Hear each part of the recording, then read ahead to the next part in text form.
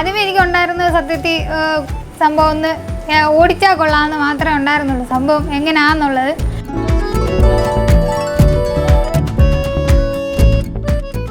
പത്തില് അച്ഛയുടെ കൂടെ കയറി കംപ്ലൈൻ്റ് ഒക്കെ എഴുതാനാണ് ആദ്യമേ അച്ഛൻ പഠിപ്പിച്ചത്.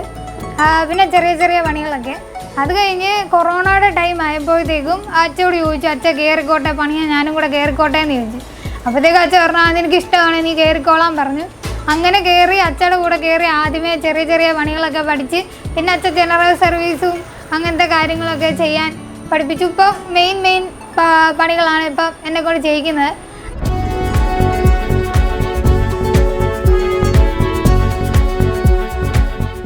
ഞാനിപ്പോൾ മെക്കാനിക്കൽ എഞ്ചിനീയറിംഗ് 3rd ഇയർ ആണ് പഠിക്കുന്നത്. എൻ്റെ ക്ലാസ്സിൽ ഞാൻ മാത്രമേ ഉള്ളൂ ഒരു ഗേളായിട്ട് 50 പേര്. സാധാരണ കൊച്ചിലേക്ക് പിള്ളേർ ഉറങ്ങുന്നത് എങ്ങനെയാണെന്ന് പറഞ്ഞാൽ അമ്മയുടെ താരാട്ടുപാട്ട് കേട്ടാണ് പിള്ളേർ ഉറങ്ങുന്നത്. പക്ഷേ എൻ്റെ വീട്ടിൽ വർഷം ആയതുകൊണ്ട് ഞാൻ കൊച്ചിൽ തൊട്ട് കേൾക്കുന്ന ഈ വണ്ടിയുടെ tuk tuk tuk tuk tuk എന്നുള്ളൊരു സൗണ്ടാണ് കേൾക്കുന്നത്. Hi, this is Diya Joseph. This is my bullet story. Watch yours.